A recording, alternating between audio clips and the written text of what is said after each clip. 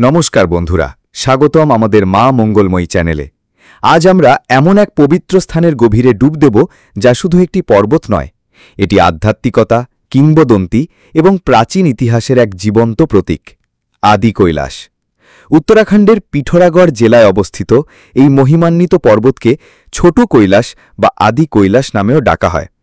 তিব্বতের মূল কৈলাস পর্বতের প্রতিরূপ হিসাবে পরিচিত এই স্থানটি যুগে যুগে ভক্তদের কাছে এক বিশেষ আকর্ষণ। চলুন আজ আমরা আদি কৈলাসের সৃষ্টি থেকে বর্তমান পর্যন্ত তার সম্পূর্ণ ইতিহাস ও মাহাত্ম্য জেনে নিই।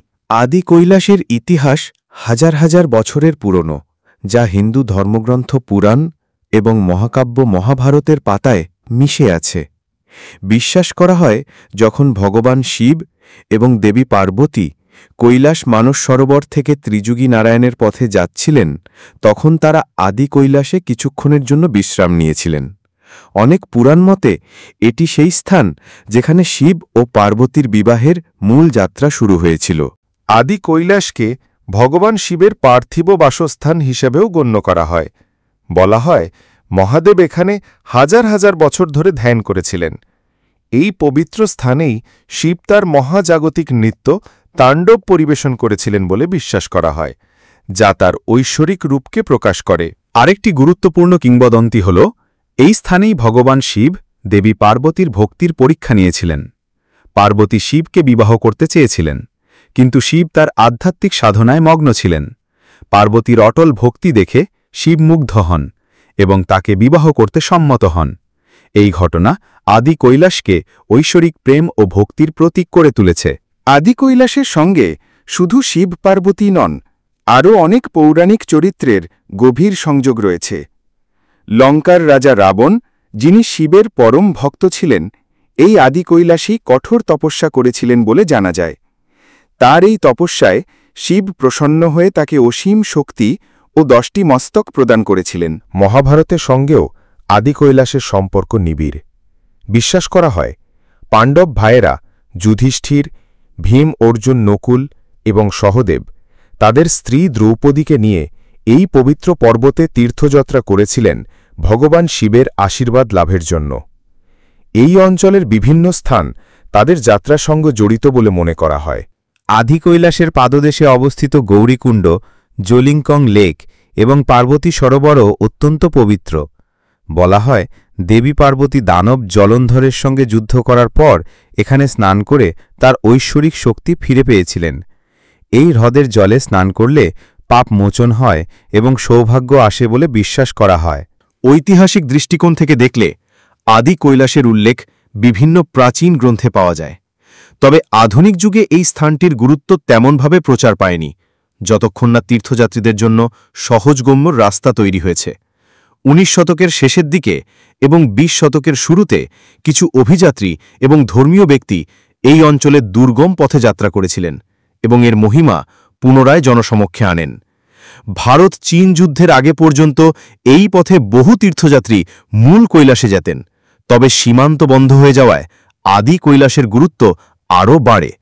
সাম্প্রতিক বছরগুলোতে ভারত সরকার এই অঞ্চলের পরিকাঠামো উন্নয়নে বিশেষ নজর দিয়েছে, যার ফলে এখন অনেক বেশি সংখ্যক মানুষ আদি কৈলাস দর্শনের সুযোগ পাচ্ছেন। বর্তমানে আদি কৈলাস যাত্রা আগের তুলনায় অনেক সহজ হয়েছে। তীর্থযাত্রার মূল পথটি সাধারণত দিল্লি বা কাঠগোদাম থেকে শুরু হয়। সড়কপথে আলমোড়া, পিথোরাগড় হয়ে জোলিংকং পৌঁছানো যায়, যা আদি কৈলাসের বেস ক্যাম্প হিসেবে পরিচিত। যাত্রাপথ: এই যাত্রাপথে সুন্দর পর্বতমালা, গভীর উপত্যকা এবং মনোরম গ্রাম দেখতে পাওয়া যায়। বিভিন্ন স্থানে থাকার জন্য গেস্ট হাউস এবং ক্যাম্পের ব্যবস্থা রয়েছে।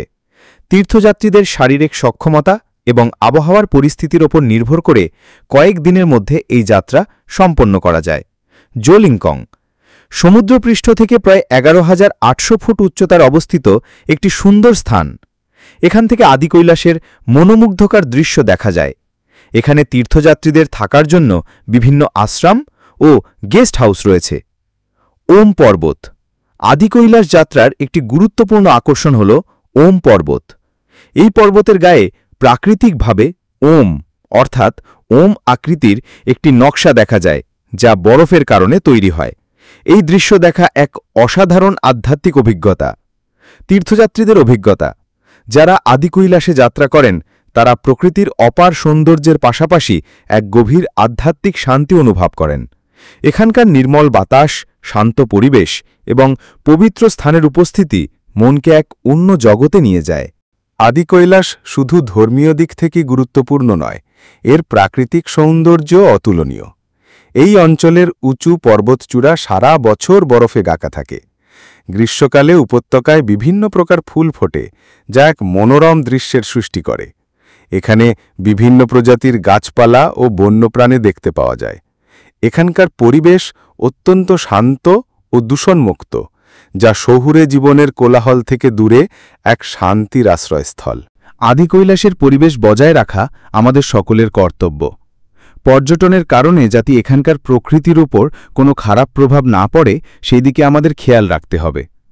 আদি কৈলাসের আশেপাশের অঞ্চলে স্থানীয় মানুষের এক নিজস্ব সংস্কৃতি ও ঐতিহ্য রয়েছে। এখানকার মানুষজন সাধারণত সরল জীবনযাপন করেন এবং তাদের জীবন প্রকৃতির সঙ্গে অঙ্গাঙ্গিভাবে জড়িত। তাদের পোশাক, খাদ্য এবং আচার অনুষ্ঠানে স্থানীয় ঐতিহ্যের স্পষ্ট ছাপ দেখা যায়। পর্যটন এই অঞ্চলের মানুষের অর্থনীতির একটি গুরুত্বপূর্ণ অংশ, তবে তারা তাদের ঐতিহ্য ও সংস্কৃতিকে আজও ধরে রেখেছেন। তীর্থযাত্রীরা এখানে এসে স্থানীয় মানুষের আন্তরিক আতিথেয়তা অনুভব করেন। আদি কৈলাস যাত্রার সেরা সময় হল বর্ষার আগে, অর্থাৎ মে থেকে জুন, এবং বর্ষার পরে, অর্থাৎ সেপ্টেম্বর থেকে অক্টোবর মাস। এই সময় আকাশ পরিষ্কার থাকে এবং বরফ জমে ওম চিহ্ন ও আদি কৈলাসের চূড়া স্পষ্ট দেখা যায়। জুলাই আগস্ট মাসে বর্ষার জন্য রাস্তা বন্ধ থাকার প্রবল সম্ভাবনা থাকে। কি কি প্যাক করবেন তার একটা ছোট্ট তালিকা দিচ্ছি। গরম জামা কাপড়, লেয়ারে পরার জন্য থার্মাল, ফ্লিস জ্যাকেট, উইন্ডপ্রুফ ও ওয়াটারপ্রুফ জ্যাকেট অবশ্যই নেবেন। তাপমাত্রা রাতে হিমাঙ্কের নিচে নেমে যায়। জুতো, ভালো গ্রিপযুক্ত waterproof trekking shoe. First aid box, সাধারণ কাটাছেঁড়া, মাথা ব্যথা, বমি এবং উচ্চতাজনিত অসুস্থতা বা AMS-এর জন্য ডায়ামক্সের মতো ওষুধ ডাক্তারের পরামর্শে নেবেন। ডকুমেন্টস, অরিজিনাল এবং photocopy, Aadhaar card, voter card, passport size ছবি এবং ILP এবং মেডিকেল সার্টিফিকেট। অন্যান্য সানগ্লাস, সানস্ক্রিন, টুপি, পাওয়ার ব্যাংক, টর্চ লাইট, জলের বোতল এবং কিছু শুকনো খাবার। এই যাত্রার জন্য ইনার লাইন পারমিট ILP বাধ্যতামূলক, কারণ এটি ভারত-চীন সীমান্তের খুব কাছের একটি সংরক্ষিত এলাকা। ধারচুলার SDM অফিস থেকে এই পারমিট পাওয়া যায়। এর জন্য মেডিকেল সার্টিফিকেটও জমা দিতে হয়। আপনারা চাইলে কুমায়ুন মণ্ডল বিকাশ নিগম KMVN বা কোনো স্বীকৃত ট্যুর এজেন্সির মাধ্যমেও প্যাকেজ বুক করতে পারেন। সেক্ষেত্রে পারমিটের দায়িত্ব তারাই নেয়।